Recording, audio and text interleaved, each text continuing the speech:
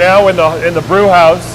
This is our third brew house we've owned here in Boston in 26 years. Our first was a 20-barrel system, and we had a 60-barrel system. In 2002, we put in this 120-barrel system from Germany. The brewing process is pretty straightforward. You take malted barley, you mix it with hot water to activate enzymes here in the brew house, and you start the conversion process from starch into fermentable sugars. Then you drain the liquid out, and it's called wort. You're extracting those fermentable sugars, right? Then you boil, we start adding hops, and then ultimately out of the brew house we go into one of our cellaring tanks where we have yeast, the second stage, which is fermentation. The yeast eats that sugar, and the byproduct of that is alcohol and CO2. That's a down and dirty, very simple explanation. In 2011, we were the 8th largest craft brewery in the United States. We sell in 26 states. The largest brewer in the country sells about 100 million barrels a year. The largest craft brewer sells about over 2 million barrels of beer a year. We're under 200,000 barrels. The name Harpoon came from our desire to find a name that spoke to what we were and where we were. So a craft brewery on the water in New England. We wanted a historical name because New England to us is a historical place.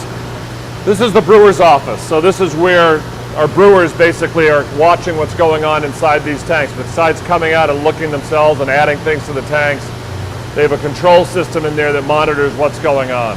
A given is there's an awful lot of IPA that we're brewing here because IPA is by far and away our #1 seller. It's celebrating its 20th anniversary. Yep.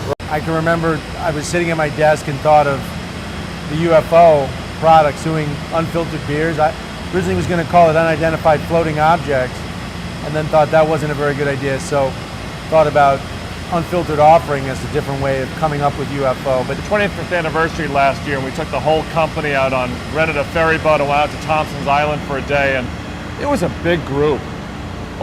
So many wonderful people. I mean, I remember just thinking that day, gosh, this is pretty cool. We have innovated across the board from day one. I mean, putting a brewery in Boston, and I think the experiences we give our customers when they visit us, our events, what we're doing in Vermont with our beer garden and what we're about to do here in Boston with our beer hall, I think those are all innovations. These are 120-barrel tanks, which is about 1,700 cases worth of beer. Then we'll condition the beer anywhere from 1 week to 3 months, depending on the style that we're making. We would drop the temperature, the beer clarifies, and then we take it out and we filter it and package it. Key thing in filling beer bottles is you want to make sure, #1, you get all of the air out of the bottle.